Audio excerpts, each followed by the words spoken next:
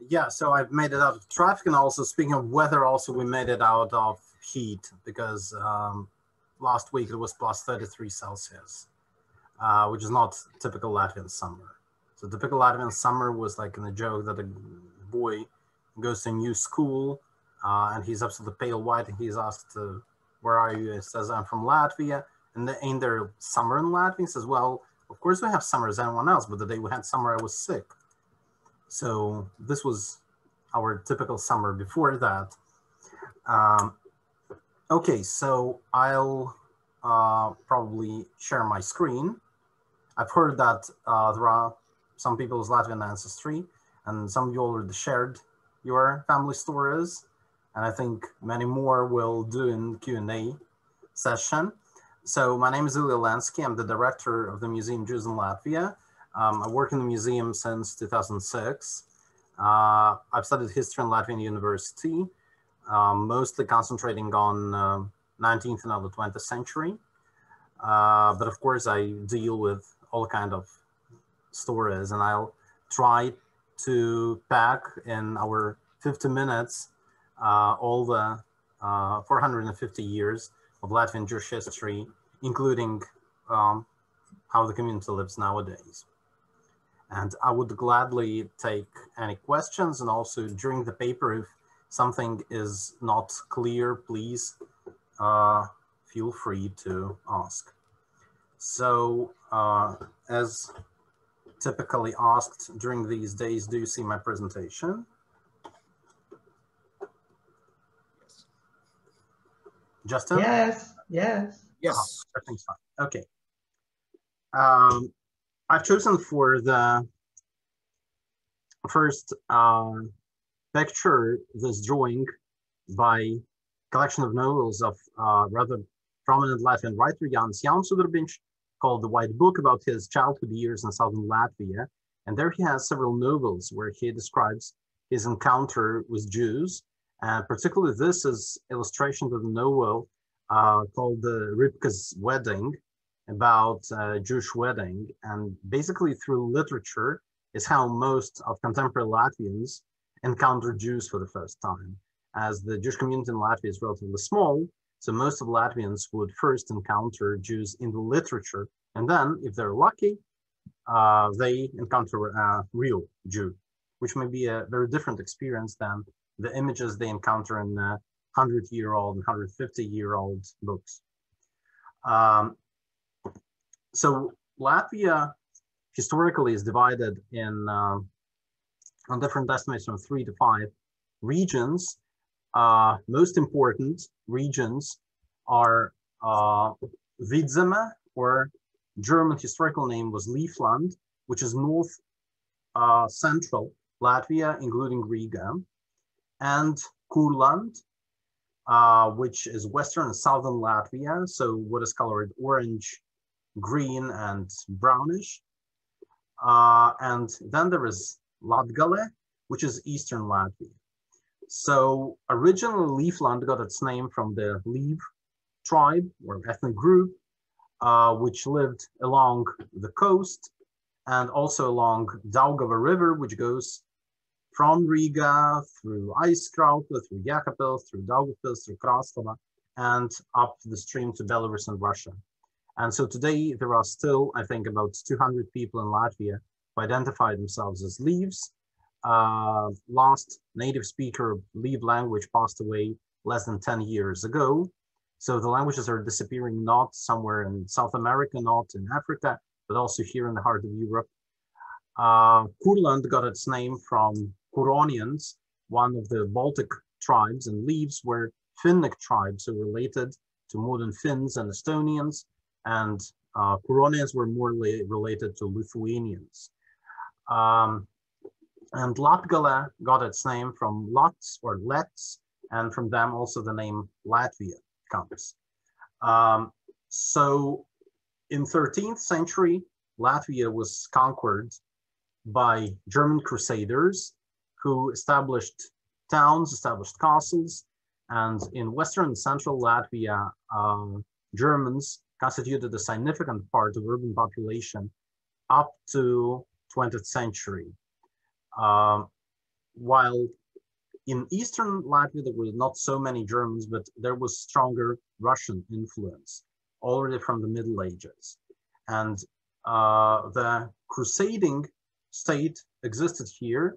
It was called Livonia. It included what is nowadays Latvia and Estonia until mid-16th century. And in Livonia, the Jews were not allowed to reside as any non-Christians. So when Livonia collapsed, different parts, to different extent, came under first Polish rule, then Swedish rule, then Russian rule. But what's important, they continued to keep their German nobility. And so Latvia from 13th century is kind of multi-ethnic region. So you have Latvians, or what would become Latvians in 15th, 16th century. You have Germans, and a bit later you also have Russians and Poles.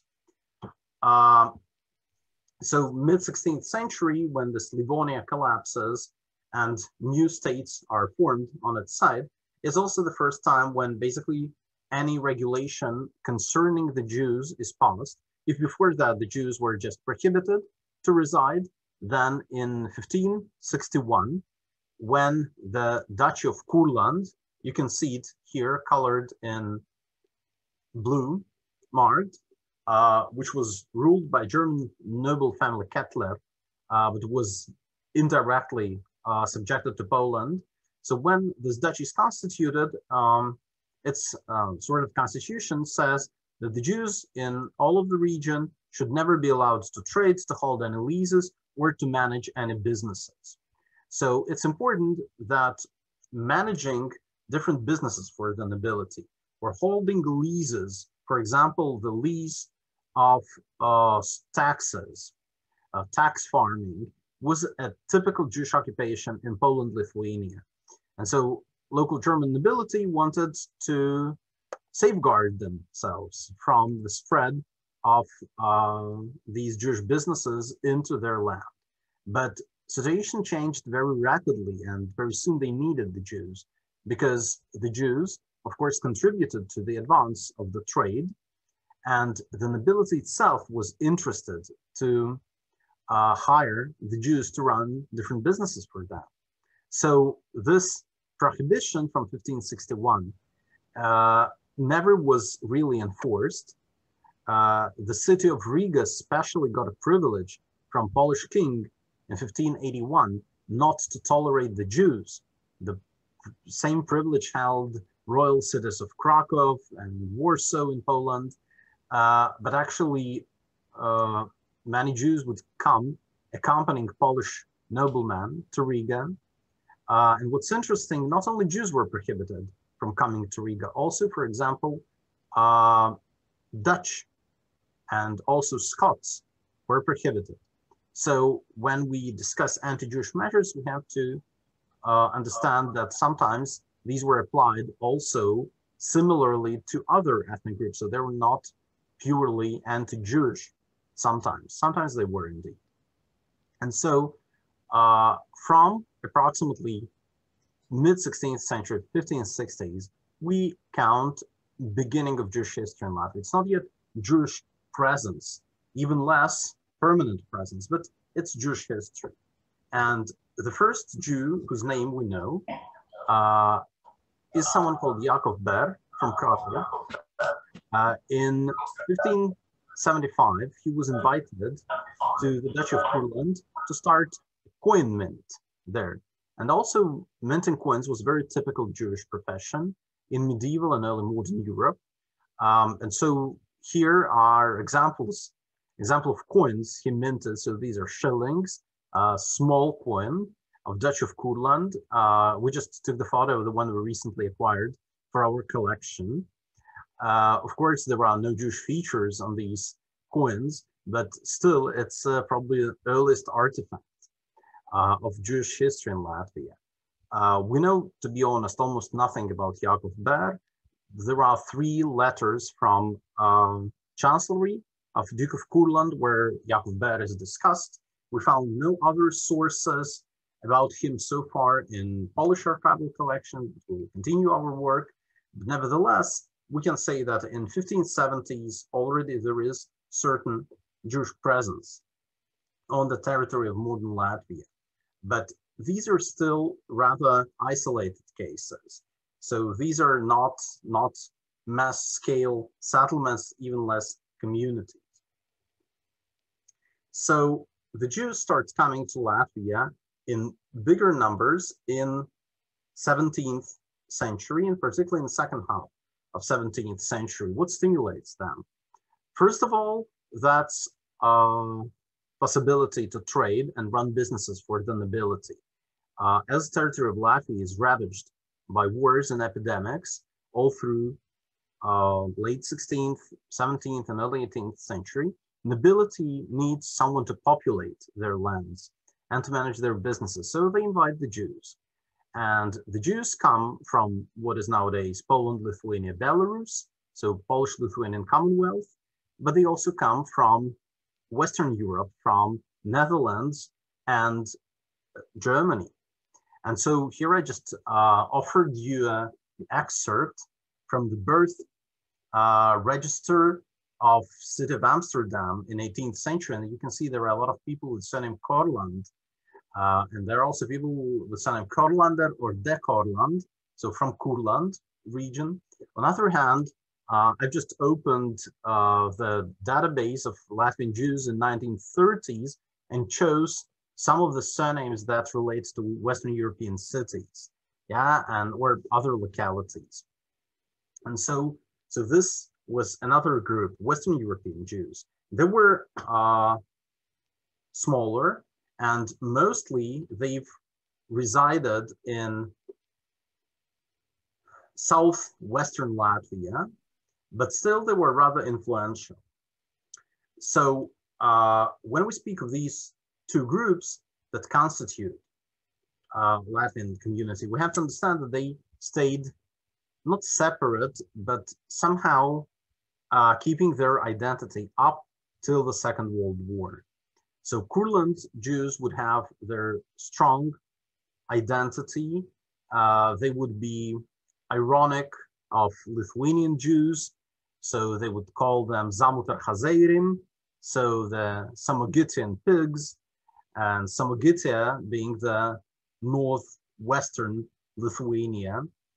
And on the other hand, Lithuanian Jews would call Kurland Jews Kurlander Indicus, so Kurland Turkeys, because they were so puffed up and so proud of themselves. So the Jews from Lithuania mostly came connected to the timber trade. So you see that especially marked the timber trade along Daugava River. And timber trade means that you were floating timber down the river, and you needed kind of a network of communities along the river. So there was a network of Jewish communities along Daugava, or Dvina, as it was called in Russian and in Polish, in what is nowadays Belarus. And in early 18th century, the Jews also started spreading into Eastern Latvia. So majority of the Jews appeared there after 1710. On the other hand, there were smaller rivers in Western Latvia on which timber also would be floated. And so the Jews from Lithuania also would enter southwestern Latvia as well. So what's interesting, absolute majority of these Jews would live in the countryside. And what they will do, so on one hand, they would deal with timber. On the other hand, they would run, for example, distilleries. And here I offered just an example and an excerpt of the census from 1772, when Eastern Latvia was joined to Russian Empire, from Vogaji Manor. It's in the middle of nowhere. You don't have to memorize the name. I've just chosen it because probably the family I use as an example are my ancestors. So there are listed 3 Jewish families that live here in this kind of farmstead. in 2 houses.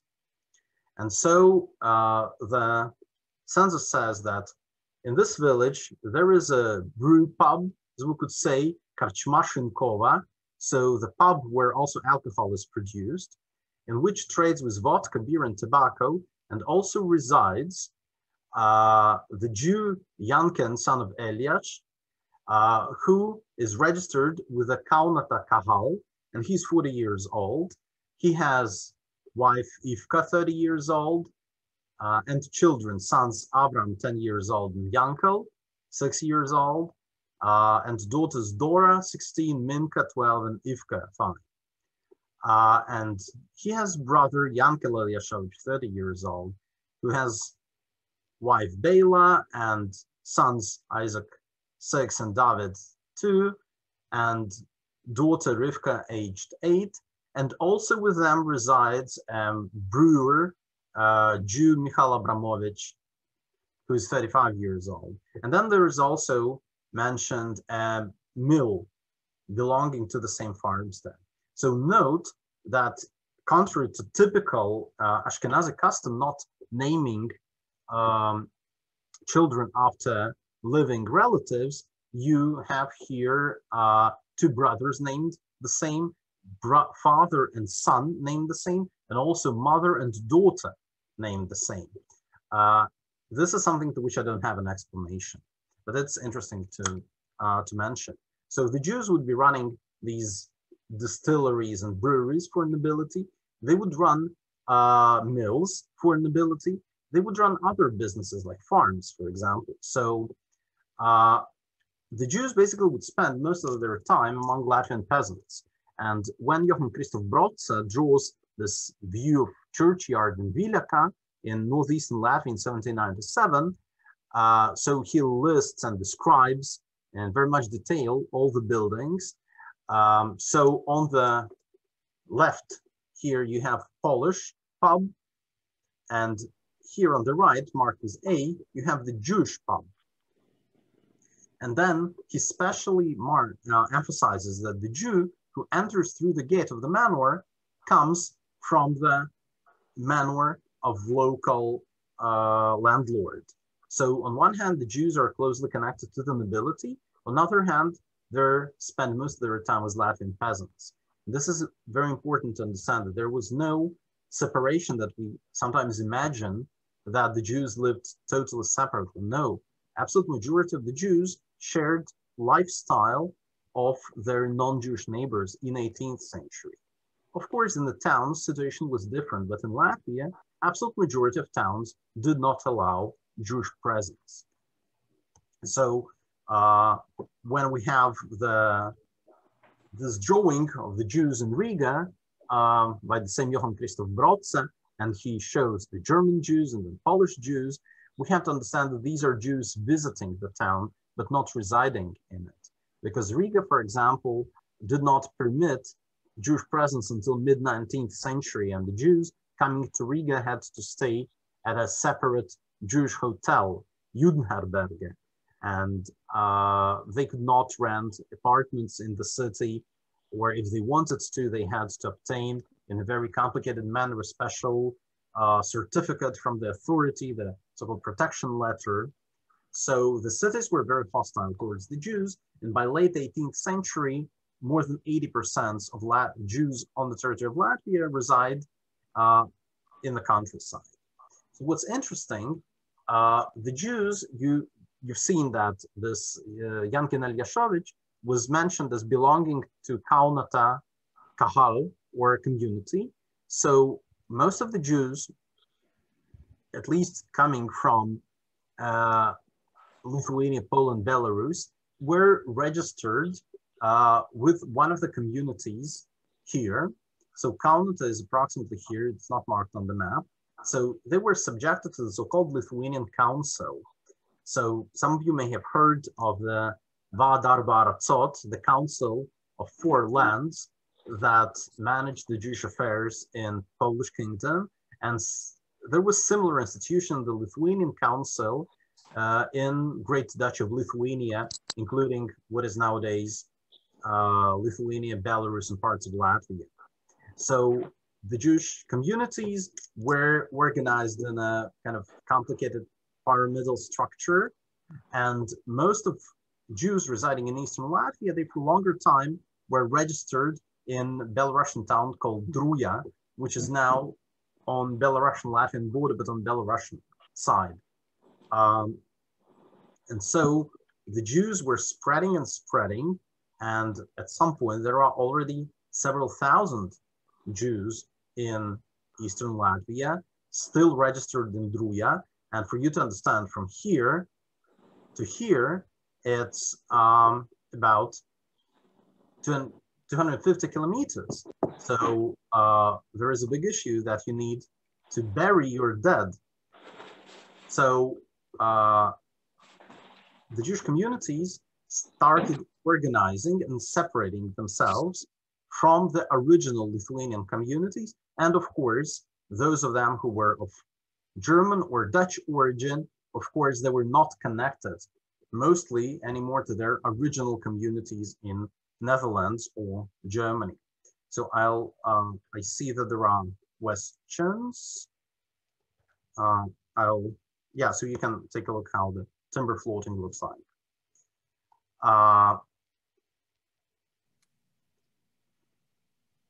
I'll check the questions.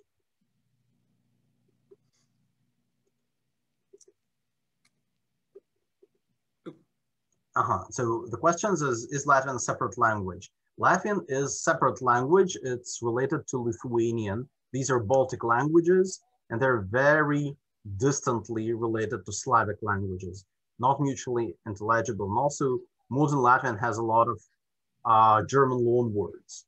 So basically, Latvians spoke the language that nobody understood. So yeah, people want me to say something in Latvian. Well, yeah, and ask if there are any sounds that would be complicated for English speakers to pronounce. Yes, of course, there's a shibboleth. There's a sound ia, which is kind of IE written. And for example, it's featured in the word paldies, thank you.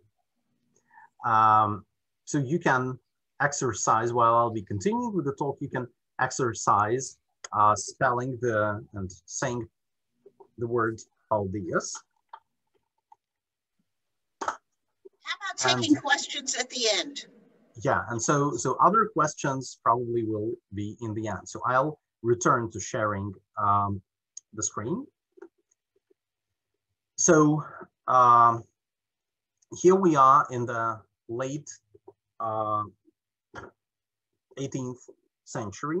So the photo, of course, is from 1930s, just for you to understand that actually, for example, timber trade didn't change much in these centuries. And so actually the Jews would be arriving to Riga on the rafts for several days or several months, sometimes traveling in these straw huts, or sometimes they would install kind of light wooden houses or huts on the raft, also in order to bring different goods to sell. On one occasion in 1780s, the Jews even brought with them Torah scroll because they didn't want to rent a room in the town for the prayers. And the Jews other Jews who already rented the room, they were very annoyed because now they had to, carry all the costs, all the expenses. So they've sued other these Belarusian Jews to the city court, but the court ruled that no, you can't conduct a Jewish prayer on the raft. So in mid-18th century, the Jewish communities, first Jewish communities on the territory of Latvia organized. So the Dutch of Courland, Western and Southern Latvia received their central community in Jelgava, or then called Mitau. And here on the skyline of Mitau, I've marked the building where the synagogue was located. So originally the Jews were just renting a building which they used at the synagogue and as a Bikur Cholim hospital. And in eastern Latvia, the central community was Kraslava. And in Kraslava, especially, the big Kahal synagogue was constructed that was unfortunately destroyed during the Holocaust.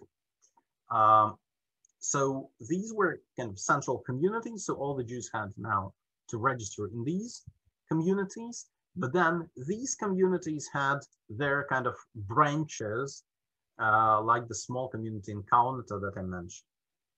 So for you to understand what we discussed, how people were not separated, this is an excerpt from late 18th century ABC book. And as you know, an ABC book, I think in all languages has the same structure. So you have the letter, you have the word with this letter, and you have the illustration for it, like an A, apple, and a picture depicting an apple. And so in late 18th century, you have this ABC book written by Baltic German enlightenor Gotthard Friedrich Stender. And so it has, for J letter, the word Žydi, the Jews, which today in Latvian is considered derogatory.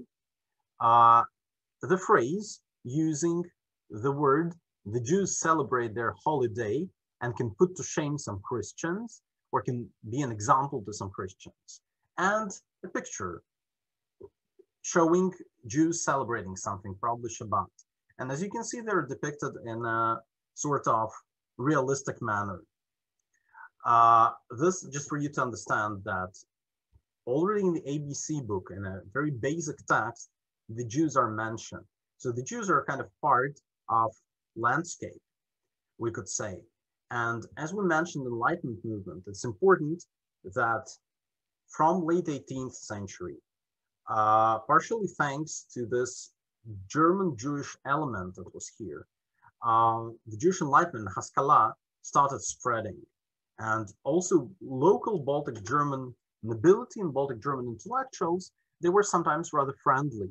And in the Dutch of Courland, already in 1780, started the discussion about so-called emancipation of the Jews. So recognizing them as equal citizens, which is very early on European scale, we could say. And here I just offered two examples. So one is the book by Yehuda ben Mordechai Levi Hurwitz called Amudei Beit Yehuda, the Pillars of House of Judah, which was kind of one of early works trying to harmonize traditional Jewish philosophy and Enlightenment philosophy. And Yehuda ben Mordechai Levi Hurwitz spent many years residing in Mitau in Jelgava.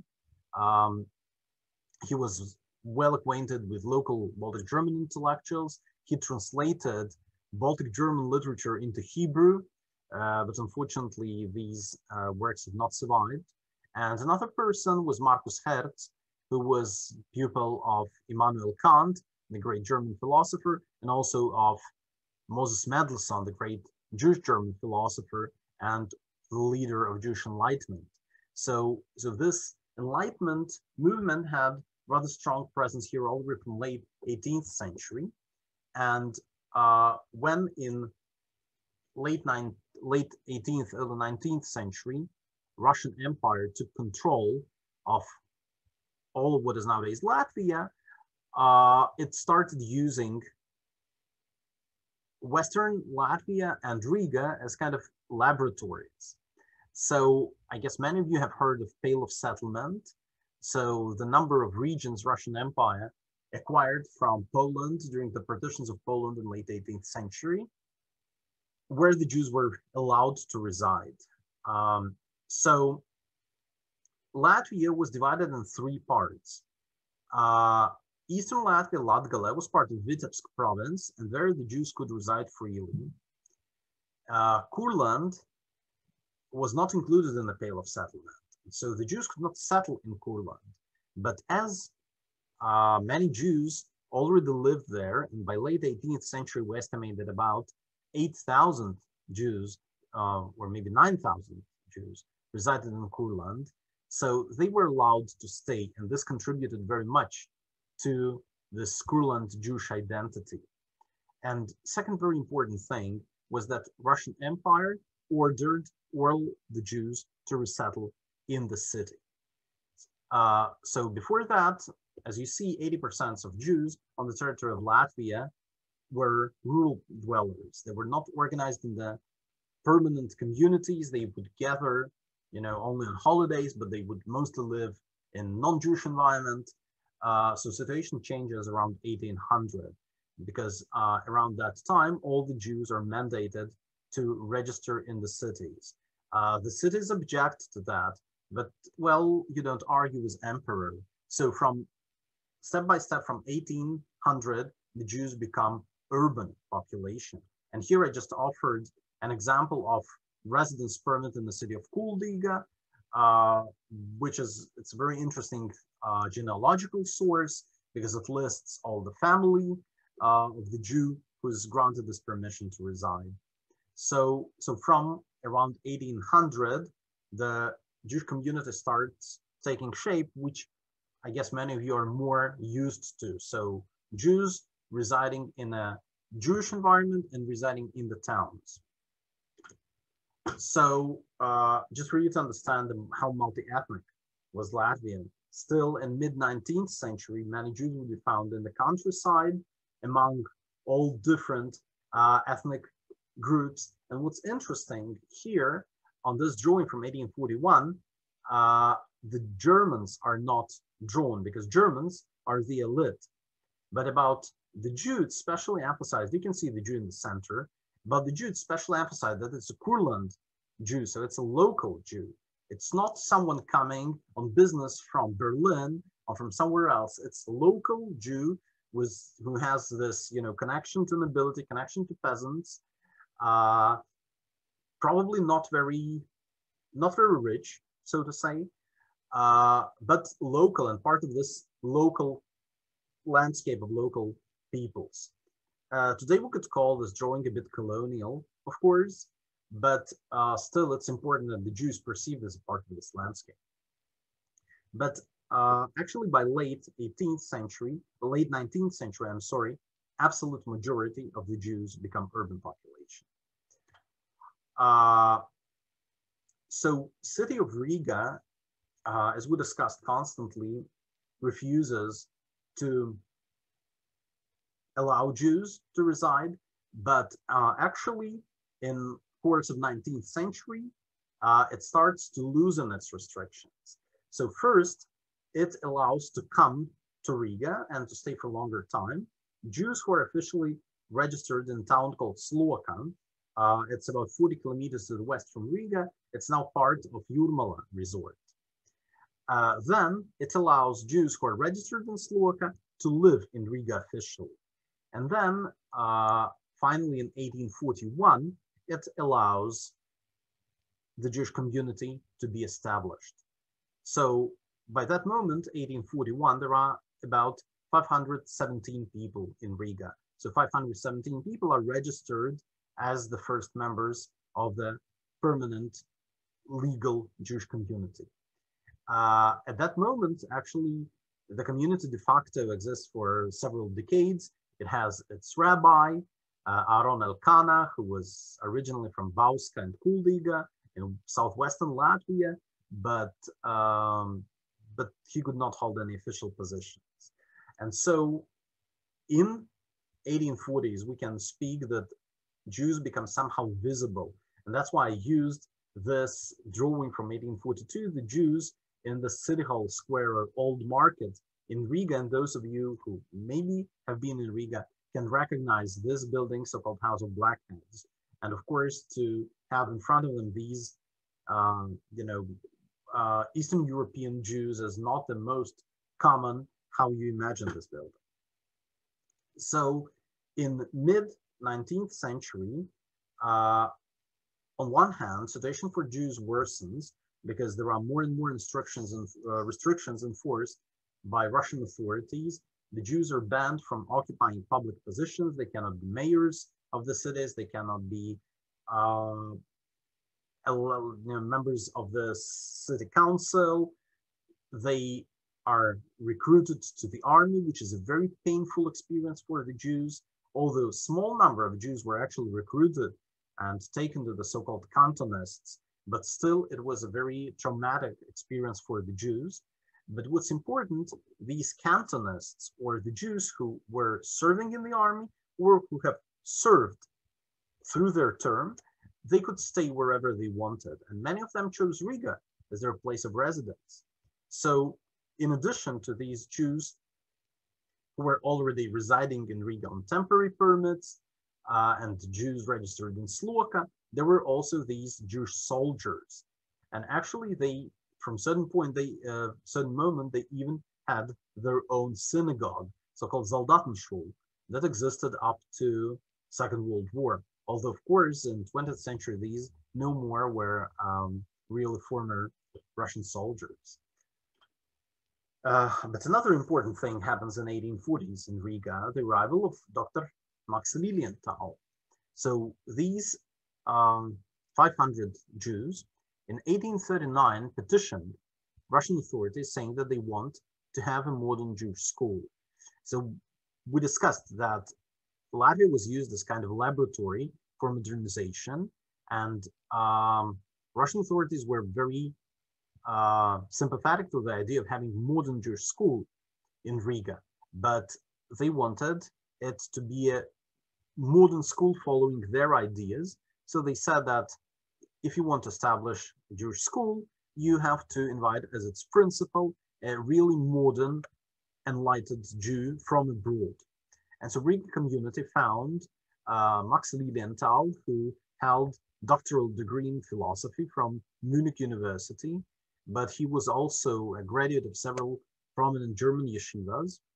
He came to Riga full with enthusiasm, started running the school. He introduced new curriculum. He taught Hebrew in modern ways, so through grammar, not just learning words by heart. Bible he would teach in German, in Moses Mendelssohn's translation. So he turned out to be a bit too modern for the Riga community. So they asked him to leave. He had a very turbulent career. He was an advisor to Russian Ministry of Education on Jewish matters. Later, he was completely disappointed both in Russian government, but also in Russian Jewry. And so he moved to United States.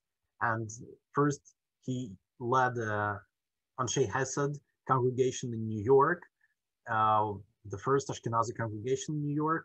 And later, he moved to Cincinnati and became one of the leading figures in American Reform movement. So speaking to American audience, I wanted to emphasize Lilienthal, who had such a great role in American Jewish history, as also emphasize him as part of Latvian Jewish history. But what's interesting, the school he established continued to function, and modeled on this Lilienthal school were created so-called Jewish crown schools or Jewish state schools all over Russian Empire. And Riga school existed till the First World War, when it had, by that moment, several hundred pupils, including girls, who would also receive the training, although on the curriculum would be shorter and smaller as compared to the boys' curriculum. Very important change in 1860s were the railways. So in Latvian history coincided, in Jewish Latvian history coincided two things: construction of railways in 1860s and 1870s, and liberalization of Pale of Settlement. So with a number of decrees, Russian Tsar Alexander II allowed the merchants of first and second guild, so wealthier merchants, but also university graduates, but also certain categories of craftsmen to reside outside of Pale of Settlement. And 1860s and 1870s is the period of mass immigration to the territory of Latvia. So new railways made it much easier. So the first railway was constructed was St. Petersburg, Warsaw railway, which went through Daugavpils and Rezekne, and it turned Daugavpils in a huge railway hub. In addition to its importance as military fortress, it was a garrison town. So then in 1861, Riga, Daugavpils, Vitebsk, railway, which connected Riga to several important centers in Russia. Then in 1873, Liepaja-Romny railway in Ukraine, which was mostly intended to serve the grain export from Russian Empire, but also skyrocketed Liepaja's Jewish population because a lot of Jews started coming to Liepaja and surrounding towns. And then in 1901, Riga-Moscow Railway, which also led further to Ventspils. So if in late 18th century, there are around 14,000 Jews on the territory of Latvia. In late 19th century, there are 140,000. So the population rose tenfold, and mostly due to this immigration in the second half of 19th century. Not all the Jews migrated legally. Russian authorities all the time tried to limit Jewish immigration to what is nowadays Latvia, not only to Latvia, but generally to regions outside of Pale of Settlement. But it was generally unsuccessful. So even if the Jews were expelled, many of them would return and the new would come. And so if some of you have researched your family history, probably you've encountered that sometimes the documents are missing and sometimes it's impossible to find any evidence that your ancestor lived in a certain town, although you know that he lived there. So this is because of this illegal residence and expulsions and so on. And so the Jews also started entering the new businesses. And some of them would become very rich, like for example, Louis Hirschman in Kuldiga in Western Latvia, who started the safety match factory. And you may wonder, I mean, matches, it's something very small, how you can become rich on safety matches, but actually safety matches, first of all, is needed by everyone. It's something that brings you immediate income. And also this is something that's very cheap in production. So basically he started without any equipment, just 3 people sat in some barn in his courtyard and produced safety matches. But if these matches were of good quality and they became more and more popular, so he started becoming richer and richer. And 30 years after creation of his factory, he already owned 4 factories with more than 1,000 workers, and he exported 60 million boxes of matches to regions including Japan, Afghanistan, I think South Africa, so all over the world. And also, for example, typically Jewish professions would be button making or brush making. Region of Daugavpils and Kraslava was kind of brush making capital of Russian Empire. So because these things bring you fast, although small income. And it seems that the Jews were afraid to invest into businesses that bring a long-term income, because you never know how the legislation would change. And if 1860s and 1870s is the period of probably most liberal period in Russian Empire towards the Jews, but also generally in Russian Empire. So then after 1881 comes the reaction, and more restrictions are imposed on Jews. So you would have upper class Jews, yeah, so for example, Moritz Feitelberg, who owned one of the biggest fashion department stores in Riga and who had a textile factory producing underwear. And then you would have middle class. Of course, many Jews would be middle class, running small businesses or workshops. So here I chose kind of upper middle class, maybe the candy store in Western Latvia. But there were, tailor stores, shoemaker stores. And then, of course, you would have poor Jews, like this peddler Leba. And actually, by late 19th century, more and more Jews would be becoming poor. First of all, as they were gradually expelled from the countryside, many of them lost their source of income that was tied to serving the nobility and supplying all kind of things to peasants. Then restrictions that Russian authorities imposed on Jews made it much harder to survive. And then, generally, if you live in the city, you become, if you move to the new city, you become a city poor. And very much they had experienced a bit similar to what had people who moved across the ocean in the early 20th century.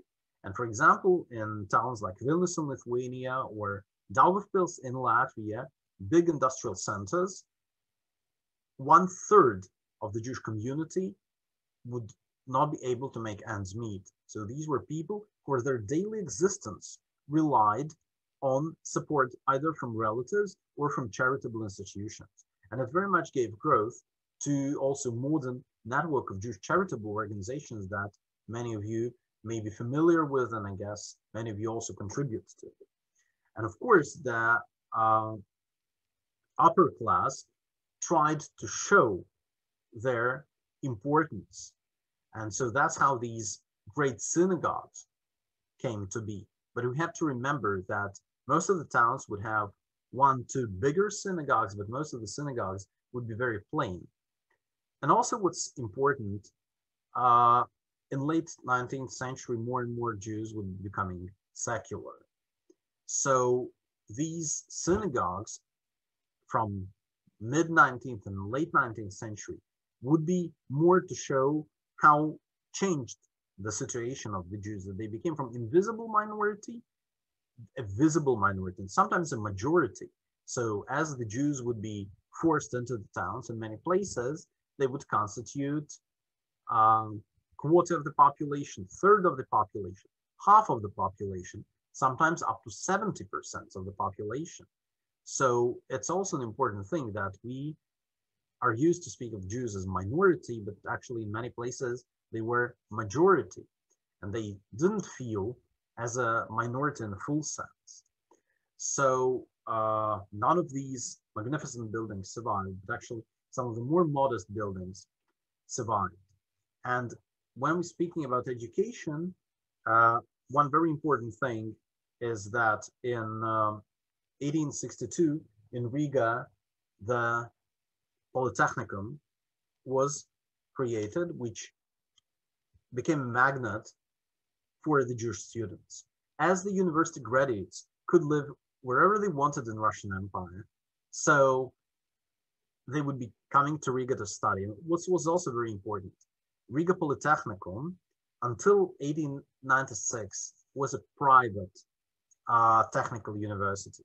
So to it did not apply the numerus clausus, the Jewish quota, which was introduced in 1887 in Russian Empire. So at some point, about 1/3 of the students in Riga Polytechnicum were Jewish, and particularly they would be studying chemistry, economics, engineering, architecture. But unfortunately, of those who studied architecture, only probably one became really prominent, Paul Mandelstam. So there were 3 factors that contributed to Riga becoming also an important center: railways, liberalization of education, of legislation, and educational institutions. And so for you to understand, if in 1840s there are 500 Jews in Riga, in 1867 there are 5,200, in 1881 there are 14,000. So the numbers are skyrocketing, the same as in other parts of Latvia. But of course, university means not only education, but it also means political ideas. And the students were, of course, most politically active. So one political movement would be nationalism, the same as by Latvians, Lithuanians, Poles, Ukrainians, Czechs, Germans. And so the Jewish nationalism would be Zionism. So as you understand, the Zionists said, we are the nation as any other nation. We should live how other nations live. So we should live in our homeland. We should work that land. We should speak our language, Hebrew. So we're the same nation as anybody else. And as you understand here, this photo, maybe these women hauled these agricultural tools maybe for the 2nd time in their life. but it shows their decision to go to Palestine and to live there, this new lifestyle to which most of them were not used to. The second movement is socialism, which is also shared by many neighboring nations. And the main proponent of socialism was the General Jewish Labor Union, or Bund, as it's simply called. And the socialists said the same. We're the nation as anybody else, but we already live in our land, here in Eastern Europe. I mean, we will live here for centuries. We already work in possible ways. So peasants are peasants not because they want to be peasants, but they're just are peasants. And look how Latvian peasants are eager to move out from the countryside to the cities. There is no value in agricultural work itself. And then they say, we already speak our language. We speak Yiddish. Yes, it's unprestigious language, but also Latvians and Ukrainians speak unprestigious languages, but they're not dropping their languages, just the opposite. They try to develop these languages to make them equal to big European cultural languages. So what we need to is to develop Yiddish to the level of European language. So these are two very important movements that would be coexisting from 1880s and would be kind of two basic choices. But of course, there also was a third choice, which would be emigration. And this is, I guess, the story of many of your families. And here we have to mention that Latvian Jews started actually emigrating a bit earlier than the Jews in other regions of Russian Empire. So already in 1870s, there were some Latvian Jews who started moving to UK and to South Africa. But of course, mass immigration started in 1881, as everywhere else in Russian Empire. So in fear of the pogroms, there were never pogroms on the territory of Latvia. So when there were cases of, attempts to start pogrom, the police would intervene and pogroms would not happen. But of course, there was fear of pogroms. And what's important concerning emigration, Liepāja or Libau became from 1906 one of the main emigration ports from Russian Empire. There was a direct line from Libau to New York. And so many Jews, including, yes, many of your ancestors, they moved through Libau. What's interesting, local Libau Jews actually did not emigrate so much. They started mostly emigrating in 1920s after the First World War, when the scope of the influence of the city dwindled. And generally, the First World War was enormously calamitous for Latvian Jewry. So there were about 180,000 Jews on the eve of the First World War on the territory of Latvia. Of course, the Jews became refugees, as anyone else during the First World War. Of course, Jewish men were conscripted to Russian army during the First World War. Of course, many Jews would be evacuated with factories and industries where they worked and enterprises. But there was a specifically Jewish problem. As probably you understand, Russian authorities were not particularly sympathetic towards the Jews. They did not trust the Jews. And when Russian army started suffering defeats in spring of 1915, the army commanders blamed it on Jews. They said that the Jews are spying in favor of Germans, that Jews are unloyal, and it ended up with a decision to deport all the Jews from the frontline zone. So in late April, early May 1915, about 40,000 Jews were deported from Western Latvia in the course of 2 days. So people were just ordered to pack their things to get to nearby railway station. Trains took them to Riga, and then from Riga, they were sent further to what is nowadays central Ukraine. They had to be forcefully settled. So this was a very brutal deportation.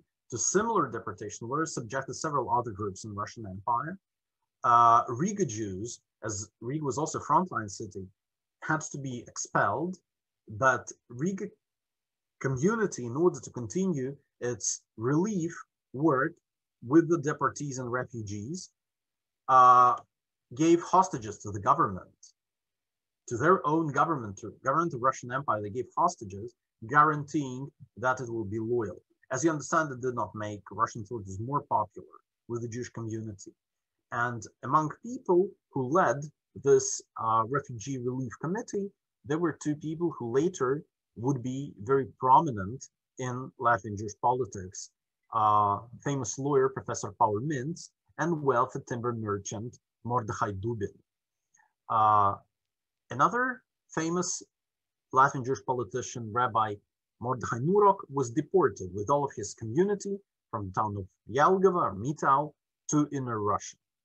So almost all Latvian Jewish political experience of 1920s very much grew up of this tragic experience of the First World War. And when in 1918, independent Latvian Republic was proclaimed, Jews were mostly rather sympathetic towards it, because Latvian government promised that all groups would be equal. There would be no restrictions based on ethnicity or religion, that the minorities would be included in the decision-making. And really, in 1919, Paul Mintz was appointed state controller and member of the government, and he had a vote in the government. So Jewish members were included in the so-called National Council, which was kind of free parliament. Then in 1920, Constitutional Assembly, where held elections to it. The Jewish parties would participate. 8 Jewish members out of 150 deputies were elected, representing the whole political spectrum, from right-wing conservatives, Agudas Yisrael, led by Mordechai Dubin, to social democrats, to Bund. And actually, Latvian Jewry never was united. So we are used to think of the Jews as kind of monolith mass. No, Jews were very diverse, and never they formed a joint faction in Latvian parliament. And so I took this caricature from 1928. So it's a very biased caricature, of course. So what it shows the leaders of Bund, Dr. Noah Meisel, leader of religious Zionists, Rabbi Mordechai Nurok, leader of Liberal National Democratic Party, Leib Fishman, leader of left Zionist, socialist Zionists, Professor Max Lazarson, tearing apart a Jewish voter. But the Jewish voter is depicted resembling Mordechai Dubin, the leader of Agudas Yisrael. As you can imagine, it's the caricature from pro-Agudas Yisrael newspaper. And the caption says, "Tzuraistim via herring." They're tearing apart as a herring. And really, there was a big problem that the Jewish parties were fragmenting. First Latvian parliament was elected in 1922. There were 6 Jewish members out of 100. Jews were 5% of the overall population and 6 out of 100 members of parliament, so even a bit overrepresented. But in 1931, there were already only 3 Jewish members, because many Jews just did not go voting.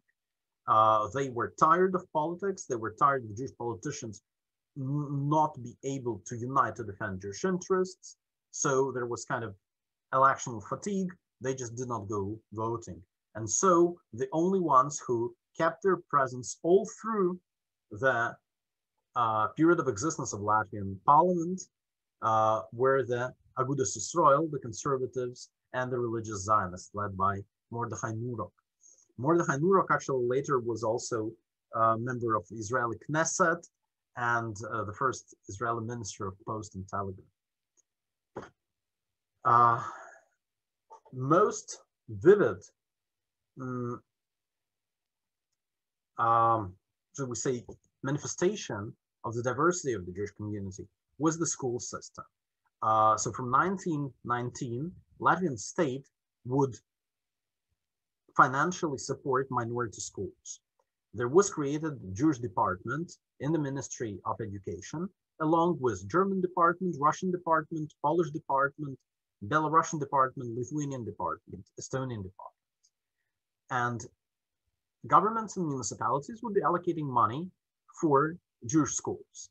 But the Jews, differently from other minorities, had a question in what language to teach. And initially, only Yiddish would be recognized as the Jewish language, so only Yiddish schools would receive state funding. But then from 1927, also schools in Hebrew would start receiving state funding, very much thanks to efforts of famous Latvian poet Rainis and his wife Aspasia, who were very keen of Zionist movement, who saw Hebrew as the young and modern language and very much advocated usage of Hebrew within the Jewish community. And so when Rainis in 1927 was Minister of Education, he decided to allocate state funding also to Hebrew schools. So there were Jewish schools with Yiddish language of instruction, majority, Hebrew schools, smaller amount, and then there were Jewish schools with German and Russian language of instruction, because still many parents considered that education should be obtained in normal language, and for them, nor Yiddish nor Hebrew did not qualify as normal language. Later on, also Jewish schools with Latvian language of instruction would appear. So huge diversity of languages, huge diversity of ways of life. I just want to explain to you that both these people, so the Committee on Religious Education under the auspice of Agudas Yisrael Party, led by prominent Latvian rabbis, is not less part of Latvian Jewish experience as these young girls from the Alim left Zionist movement. So by late 1930s, actually only 17% of Latvian Jews were officially registered members of congregations. Of course, it was because many of them didn't want to pay membership fees, but still, it also gives you an idea. So absolute majority would be secular, but they would have very strong Jewish identity. They would speak in their everyday life Yiddish. 85% of Latvian Jews stated Yiddish as their everyday language in the census. But they would not consider, for example, eating kosher as something very strongly connected to Jewish identity. So Riga would not have network of, for example, kosher restaurants as Vilna or Warsaw had. So Latvian Jewish community was very secular and very diverse, and it felt very, very secure. Situation started changing in 1934 when authoritarian regime of Karlis Ulmanis was installed. So Karlis Ulmanis was prime minister several times in Latvia's history, and in 1934, he decided that it has been enough of the party times, as he described it, and he abolished parliament, abolished constitution, and installed himself as a dictator. His attitude towards minorities were very ambivalent. So on one hand, he stated that Latvia should be Latvian state, that Latvian spirit should be dominant. On the other hand, he would say that Latvian sun shines for everyone. And I just offered two magazine covers. So this is the Yiddish Bilder magazine showing Karlis Ulmanis meeting with the rabbi of Jewish community in Ludza, in a small town in eastern Latvia. So this is a publicity photo. And the regime on one hand tried to show itself as very nationalistic. On the other hand, it was rather vegetarian towards the minorities. Until 1937. In 1937, the decision was made that minorities have too much influence in the economic life. So many Jewish and German businessmen were pressured to sell their companies to the government. Most famous of these was Laima chocolate factory. The owners of Laima moved to Palestine with the compensation they received from government, and they established elite chocolate company, which still is the biggest chocolate producer in Israel. And I guess some of you may have tasted it. The legend tells that they brought with them 12 chocolate makers, and that the taste of elite chocolate is the original Lima from pre-war years.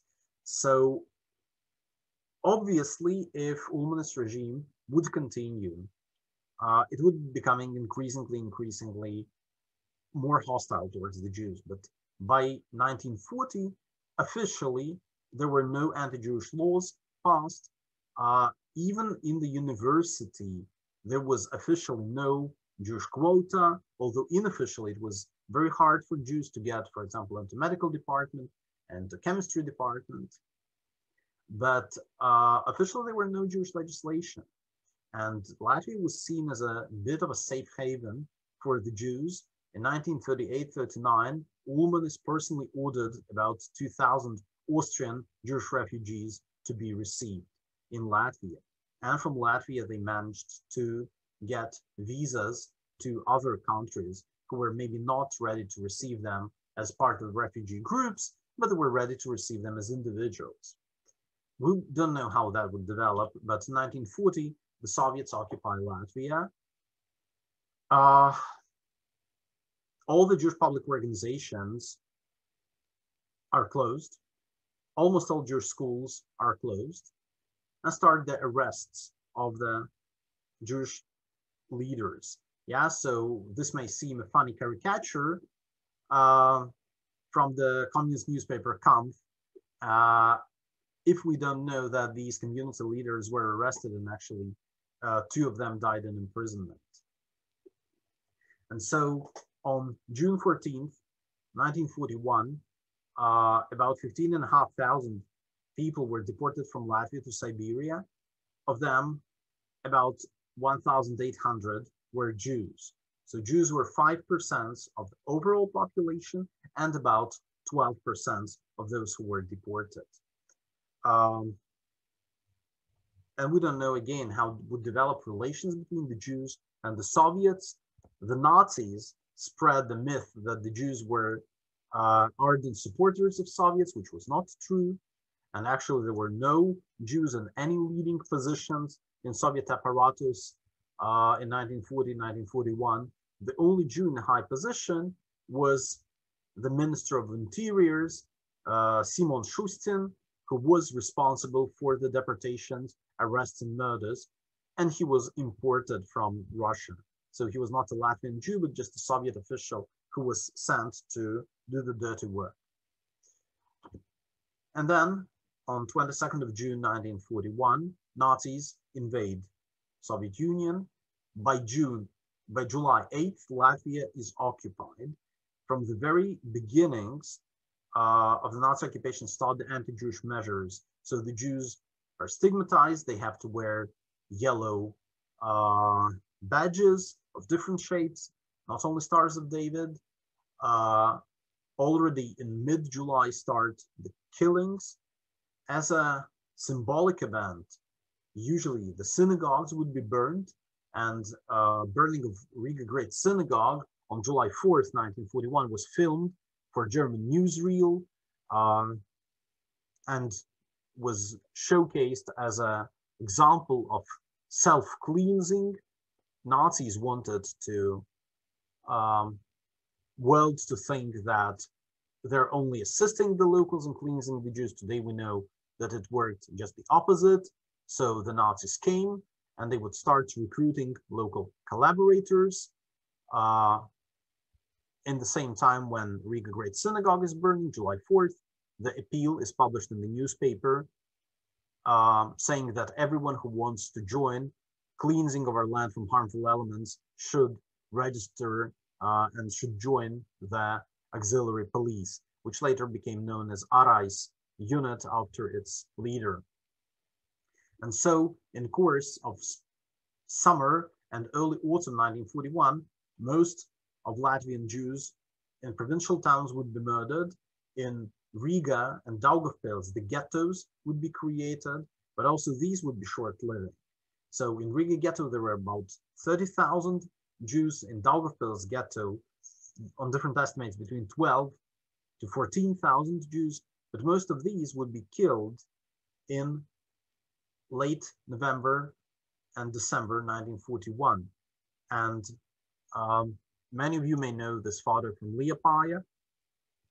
So the Jews in bigger towns were killed in the end of 1941. In Liepaja, there was no ghetto, so the Jews were gathered from their houses. So the killings would happen on a kind of standard model. So the German authorities would come, they would either order German units or would send from Riga the Arais unit, or would order local police unit to summon the Jews, to convoy them to a certain place, and then to kill.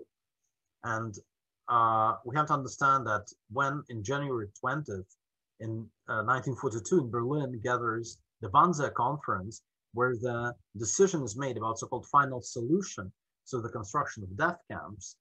By that moment, most of Latvian Jews who stayed in the hands of Nazis are already dead. And to Latvia were also deported about 25,000 Jews from Germany, Austria, Czech Republic, and also a number, few thousand Jews from Hungary. Also, most of them have perished on the territory of Latvia. So we estimate that all in all, more than 90,000 Jews were killed on the territory of Latvia, including more than 70,000 Latvian Jews, more than 20,000 German, Austrian, Czech Jews, and a known number of Hungarian, Lithuanian Jews.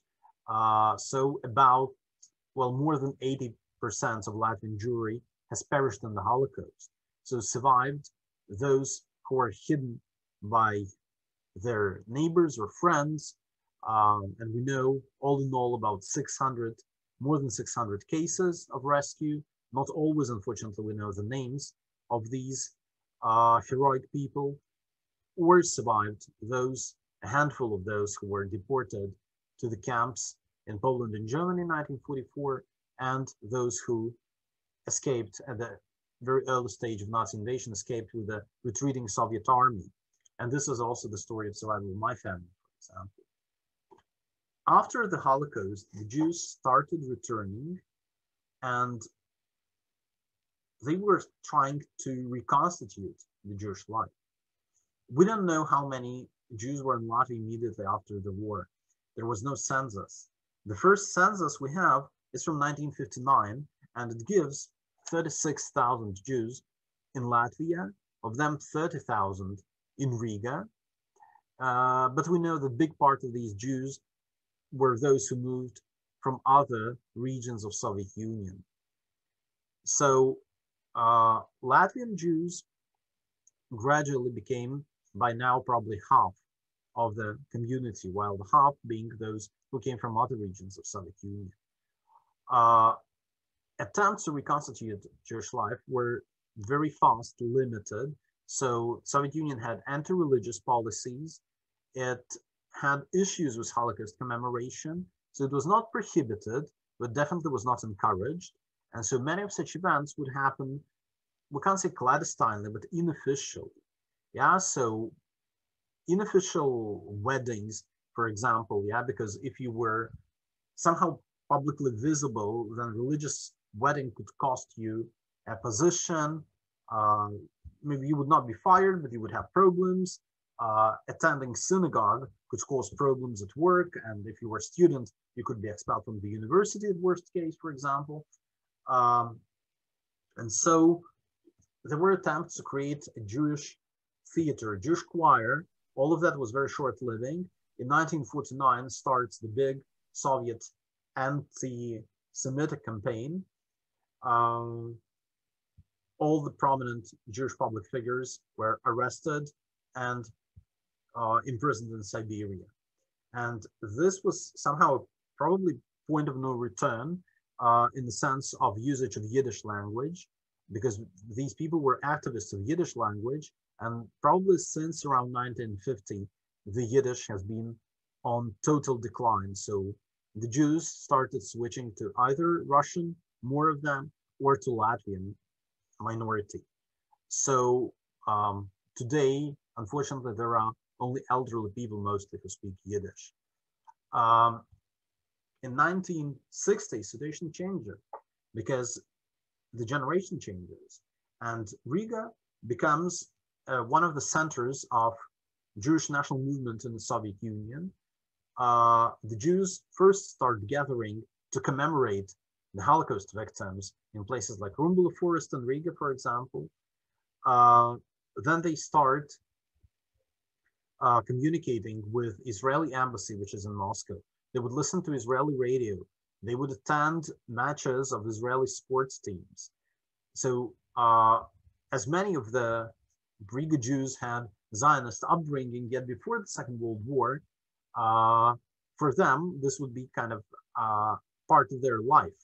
So it was not a newly discovered identity, but something that was always with them. On the other hand, there would be attempts to somehow revive Yiddish culture after Stalin's death, but it was basically a failure, unfortunately. So the Zionists acted clandestinely very much. And so, for example, you can see here on the right, on the photo, Josef Schneider, a photographer who was arrested in 1958 for his Zionist activities and spent 2 years in camps. Probably most famous action of Riga Zionists was in 1970. So after the Six-Day War, Soviet Union severed any ties with Israel, and Riga Zionists became more and more active because they understood that there are less and less possibilities that they would be allowed to emigrate. So in 1970, a group of Riga Jews tried to hijack a plane. Maybe some of you have heard of this story, or maybe some of you have even participated in the rallies to free Soviet Jews and participants of the so-called aircraft affair. So Riga was really visible on the map, and Riga became one of the gates through which people were allowed to emigrate. So when in 1970, the Soviets, under international pressure, allowed Jews to emigrate, many of them first would go to Riga, live here for a year or two, because it was considered that in Riga, passport and visa department is much more loyal and can faster grant you emigration permit. So really, a lot of Jews who were active in Riga in the 60s, they've emigrated in the 70s. But then the new generation came, because as the Soviet authorities consolidated their pressure, especially after 1979, almost nobody was allowed to emigrate. Riga Jews organized their own underground life. So they had underground magazines, and they had even an underground theater company. So here you can see an upper part, the play they performed for Hanukkah, based on American writers Howard Fast's novel, My Famous Brothers, about the Maccabees. And on the lower photo, you can see the Purim Spiel, which they performed also illegally. So this was performed in private apartments usually. And sometimes the police actually would come to disperse the participants. Almost nobody was arrested, but really it caused a lot of problems. So Riga, all through the Soviet period, was this very important center of Jewish national movement. And it very much contributed to the fact that when in 1988, during the liberalization of politics in the Soviet Union, so the perestroika started and the Gorbachev's reforms, in 1988, Latvia started this movement to independence, the Jews were able to organize very fast. And so in 1988, the Latvian Popular Front was established as main pro-independence movement, and also Latvian Society for Jewish Culture was established, and these organizations were very closely connected. So actually you had sometimes same people in the leadership of the Jewish community and of the independence movement. And then it was seen that Latvia's independence would bring freedom and independence to all the minorities, which was very much the case. And so finally in 1990, Latvia became independent. On May 4th, it reestablished its independence. It coincided also with the great exodus of Latvian Jews as part of the exodus of Soviet Jews. They were approximately 22,000 Jews in Latvia in 1989. Of them, more than half emigrated in the coming decade. So by 2001, there were approximately 10,000. And since then, the number of Jews is gradually declining, mostly due to natural causes. We are an aging community, but the great emigration stopped somewhere around 2000. And since then, Latvian Jews are part of general immigration trends in Latvia, which are more due to economic reasons, for example. So today, there are, we estimate about 8,000 Jews in Latvia, and up to 15,000 probably people of Jewish background, as we could say, so people having Jewish origins but not identifying themselves as Jews. When we say Jews, we mean first and foremost ethnic Jews. So in Latvia, being Jewish is cultural and ethnic affiliation, not religious affiliation. So here you can see the Riga Jewish Community House, the former Jewish club and theater, which during the Soviet times was house of political education, but was returned to the Jewish community. Also, of course, there are several active synagogues in Riga, in Daugavpils, in Ludza, and in Rezekne. So these synagogues mostly were restored with European funding or municipal funding. So in last, we could say, probably 10, 15 years, Latvian society is becoming more and more interested in Jewish heritage and Jewish culture. So the Jewish community enjoys certain support from government and from municipalities. It's not financial support usually, but kind of cultural and moral support. There are two Jewish schools in Latvia, both of them in Riga. One is secular school, and it's maintained by Riga City Municipality, and another is private religious school maintained by Chabad.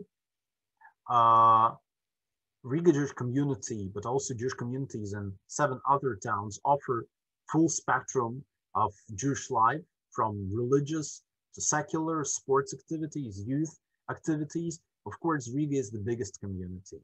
So in Riga lives about 1/3 of overall Latvia's population, and about, I would say, 80%, more than 80% of Latvian Jews. So of course, when we speak of Latvian Jewry, we today mostly speak of Riga Jewry. But also in other towns, there is Jewish life, and we hope it will continue that way. Okay, I'm terribly sorry that it took so much time, so I'm stopping here. And if you're still alive, as I don't see you, I would be glad to take questions. Thank you. Paldies, the word that we learned today. Need any water? No, I'm just kidding. That was an outstanding presentation. So we do have some questions in the chat here, and definitely if you have questions, put them in the chat, and we will get to those. But the first question here came from one of the questions you answered about, population of Jews in Latvia today, 8,000 to 15,000. But what about anti-Semitism? What's that like in? Yes, so anti-Semitism is existent, but we do not consider it a challenge to our community. So there are no cases of anti-Semitic violence in the last 20 years.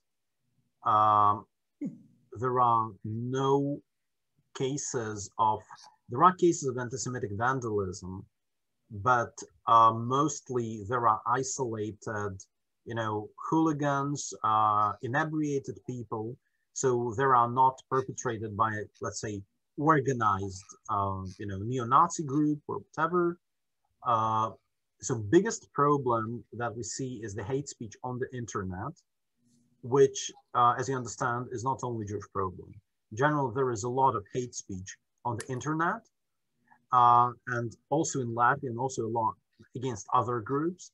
So actually, in Latvia, Jews are even not the main target of the hate speech. So for example, there is much more hate speech against Latvian Russian community, which is much more numerous. And of course, with the recent political developments in Russia, it becomes a very politically painful and tense question. And there is a lot of hate speech against Roma community, for example. So basically, the only question which is a bit related to anti-Semitism, but I think only a bit, which has not been solved, is the issue of restitution of Jewish property. So Latvia is one of the last countries not to fully return or reimburse the Jewish property. Partially, it's due to the fact that actually Jewish property was not confiscated by the Nazis, but by the Soviets. So it's very much part of the broader process of restituting the property to religious communities, ethnic groups, private owners. So it's not directly connected to anti-Semitism, although some of the arguments employed during the public discussion about Jewish property are clearly anti-Semitic. But I cannot say that it's a kind of clearly anti-Semitic story. So yes, there is anti-Semitism, but we do not consider it a challenge to our existence. So I see there are also questions, if there are armed guards in Latvian synagogues. So in Riga synagogue, there is 24/7 police presence because there were 2 explosions in the 1990s. Still, the perpetrators were not found. I don't want to speculate and go deeper into story, but in Riga synagogue, there is police presence. But still, we're a pretty open community.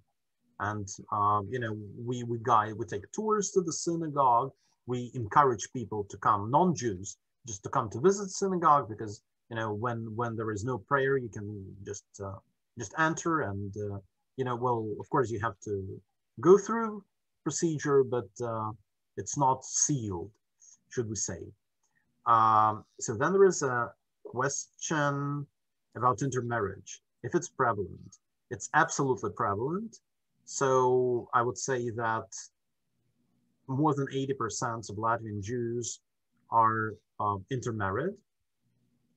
So among men, it's much more prevalent than among women, but probably it's a decreasing trend because Jewish community has now a lot of programs for young people where they have more possibilities to socialize and to start families with other young Jewish adults.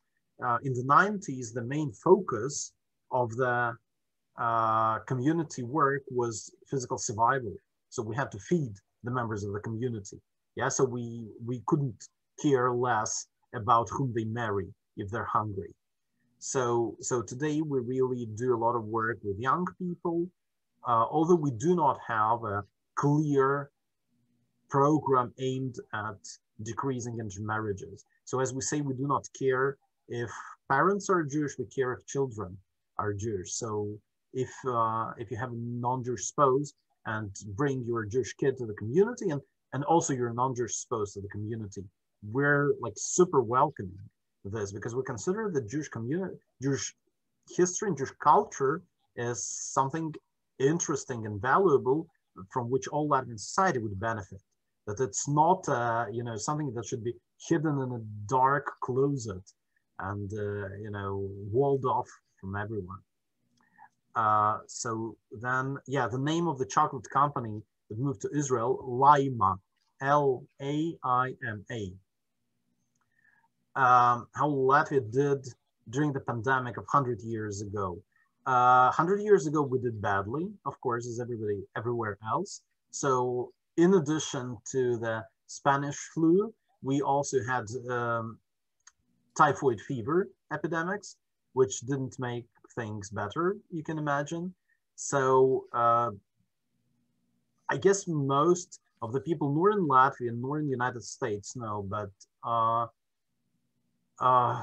the biggest support to Eastern European nations back in 1920 came from an organization called ARA, which was started by President Hoover, which basically fed Eastern European nations and provided them medical care. Yeah, so, and recently was published a big book by Latvian historian Professor Eric Jakobsons about the American help to Latvia in the end of the First World War and first independence years. And there, by the way, he also has a special chapter on the activities of Jewish Joint Distribution Committee, the JDC, in Latvia. So did non-Jewish Latvians aid and abet Jewish atrocities during World War II? So if you mean if there were any rescuers and helpers towards the Jews, yes. So as I said, we now know 638 cases. Not always we know the name of the rescuer. By the way, not always we know the name of the rescued Jew. Unfortunately, not all the cases of rescue were successful. We know at least 14 people who were killed or perished in imprisonment because of their support to the Jews. So we consider it a very important part, how to address Latvian society, because really these are indeed painful questions, issues of collaboration, resisting the Nazis and so on, but Latvian society did a tremendous progress in last 20 years, we could say. Yeah, and so now there are actually much more public discussion of these issues. So I'm very, very optimistic about it. And recently, the first Latvian movie about Holocaust was made. It's actually about rescue. It's called The Mover. It's dedicated to Janis Lipke, who rescued more than 50 Jews during the Holocaust. Off the record, I can't say that it's the best movie you've ever seen, but still it's well worth taking a look at it. Yeah, it's rather recent. It's from 2018, The Mover. It's available probably on YouTube with English subtitles, I guess. Yeah, and so I see someone asks what that many towns end with syllable pils. Pils means town or fort, yeah, something like that. Can you tell us more about the museum itself and how it came to be? Where is it? Yeah, so the museum is located in this splendid building of the Jewish community that I've showed you. We're a small part of it. So the museum was created in 1988 by a group of Holocaust survivors led by prominent historian Marģers Vestermanis, who was a Holocaust survivor and former partisan and a person with a very interesting life. And so he decided that Latvian Jewish history deserves being commemorated. And so Latvia never had any Jewish exhibition, any Jewish museum, different from other countries like Germany, which has several museums, or Netherlands, or Czech Republic, or Poland. So basically first in November 1988, he created the museum, and then he started collecting anything to exhibit. And so he still is pretty active as a curator. He's turning 96 soon, but still he's involved in the life of the museum. And so we are a private museum. We belong to the Jewish community, but we have state certification, which means that on one hand, yes, we have to follow all kind of procedures and regulations of Ministry of Culture, particularly concerning collection management and so on. But it also means that we can apply for state support of our activities. And I would say that about 1/3, if not more, of our budget is covered by the governmental grants. So there is no obligation by the government to sponsor us. So we apply to the grants as other private museums. And well, so far we were pretty successful with the grants. So we have about 16,000, more than 16,000 units in our collection. Mostly, of course, these are books, photos, and documents. We almost don't have Judaica objects. But still we have diverse range of objects. So we're now redoing our website, very simple, jewishmuseum.lv. So there it will have the kind of insight on our collection. Currently it also has, but it's a bit outdated. So so we have the oldest artifact is the coin that I showed you from 1576. The newest artifacts, as you understand, are from 2021, because we continue collecting whatever is related to contemporary Latvian Jewish history. So currently our exhibition in the museum ends with 1945, but we hope that in a few years we will move to another building, which were given by Ministry of Culture, and we're now negotiating all kind of issues because it's an architectural monument, so we actually cannot simply remodel it for our needs. There are all kind of issues, but there we will expand our exhibition to include, of course, also the post-Holocaust period. So we continue collecting everything related to contemporary Latvian Jewish life, and also to prominent Latvian Jews abroad. So those who were born in Latvia but have emigrated. So some of you may know American artist Mark Rothko, for example, or British philosopher Sir Isaiah Berlin, or the first chief rabbi of Israel, Abraham Yitzchak Kook. Or for example, violinist Gidon Kremer. So we continue things also related to Latvian Jews outside of Latvia. Yeah, so then question if there is kosher food available in Riga. Yes, there is kosher food available in Riga. Unfortunately, due to COVID, our only kosher cafe basically ceased existing. So now we have kosher catering in Riga, but it's available. And we have both, so let's say Nusach Ashkenaz, Orthodox catering, and Chabad catering. So then my grandfather was a survivor and his whole family perished in Rumbula. Do you think I'll be successful in applying Latvian citizenship? Is Latvian state willing to do so? It absolutely doesn't matter if Latvian state is willing or not willing. So if you have proof that your grandfather was citizen of Latvia, then you are entitled to Latvian citizenship. Latvia recognizes dual citizenship with the United States. So it's not complicated, but rather bureaucratic process. Yeah, so usually it takes, as far as I know, about 4 or 5 months. Yeah, so you can find a lot of information on the internet, but it's absolutely no problem. I mean, a lot of people received Latvian citizenship. So most important is that you find proof that your grandfather was Latvian citizen. So you most probably, if you don't have, for example, his Latvian passport, then you will need to write to Latvian State Historical Archives and ask for reference for a document that approves your grandfather's Latvian citizenship. So there appears to be substantially less anti-Semitism in Latvia, historical and currently in Latvia, than in neighboring Lithuania. Is this indeed the case? Is there a Jewish community in Estonia, the other Baltic nation? Yes, so there is less anti-Semitism in Latvia. There was historically less anti-Semitism in Latvia than in Lithuania. But we actually can compare only 1920s, 1930s. Before that, I would say it was more or less equally. So, for example, also in Lithuania, there were no Jewish pogroms in early 20th century. So today, I'm not an expert. I think there are more complicated processes going on in Lithuania than in Latvia. And I just don't want to speak on something that I'm not competent in.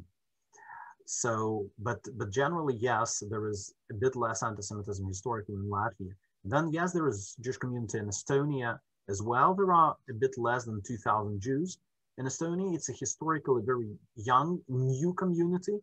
It basically appeared only in the mid-19th century, and it never exceeded 5,000, I would say. And actually, most of Estonian Jews have survived the Holocaust, for example, because they managed to escape from the Nazis. And so in Estonia, there is also almost no anti-Semitism. So it's one of the, I would say, most serene and flourishing communities I've ever seen. And there is a lot of connections between Latvian, Estonian, and Lithuanian Jewish communities today. So a lot of what we call intermarriages. So usually, as Latvian community is the biggest one. So these are Estonians and Lithuanians who take our men and women to marry. So we're losing Latvian Jews to Lithuania and Estonia. And also to Estonia, we're losing brains, unfortunately, because in Estonia, there is a very developed IT industry and high-tech industry. So actually, many Latvian Jews move to work to Estonia. But you know, it's 4 hours, so it's not really moving. Yeah, so someone asks about my background. Yeah, my family lived in Latvia, and actually in the presentation I showed probably the earliest mention of my family in 1772. There were innkeepers in the middle of nowhere in eastern Latvia, and that's from where they acquired their surname Lotsov, which my grandmother's surname. So now this farms that even doesn't exist on its site is a lots of spurvs, so the lots of a swamp. And so actually many of Latvian Jews have their surnames from local localities where their ancestors resided in the 18th century. So my family lives probably from mid-18th century in Latvia. They moved in 1920s to Riga. They were of very modest origin. So my great-grandfather was a shoemaker, and another was a cart driver, a balagole, as they say in Yiddish. So yeah, so those who survived the Holocaust retreated during the with the Soviet army. So men were in Soviet army, women were in evacuation in central Russia. So they returned after the Holocaust. That's very briefly about myself. And yes, I still live in Latvia, and I plan to continue to.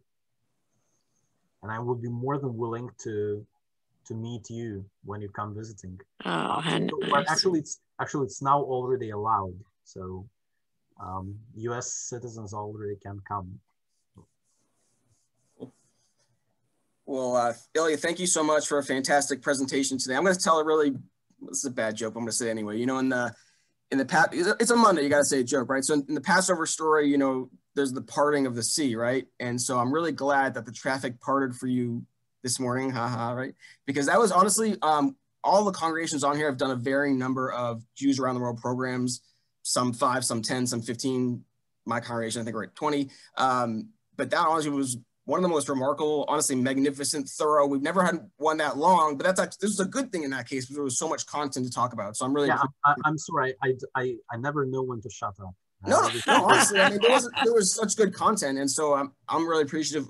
I know all the attendees are appreciative, and luckily we have Ilya's allowed us to record the presentation. So I can send that out to those that attended. You can share it with your friends so we can watch it again and again. And I also want to thank the 6 congregational partners from all over that participated today. So we had Houston Congregation for Reform Judaism.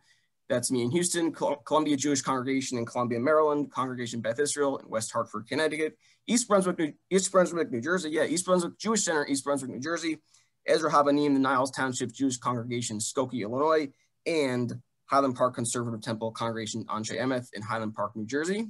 Thanks for participating. Thank you, Ilya, for a fantastic morning, and we'll see you all again soon. Thank you so much. You were a great audience. I've seen there were more than 100 people at some point. So have you done a lot of these during the pandemic, or kind of? Well, I've done a number of these. Okay. Actually, but never including six congregations. Cool. So, and if you would have any questions, Justin has our museum email, so feel free to address us. We can't promise that we will answer very fast because we're only 3 people in the museum, but we'll try to do our best to help you. Sure. All right. Well, have a great day, everyone. And we'll see you so much. Bye. Okay.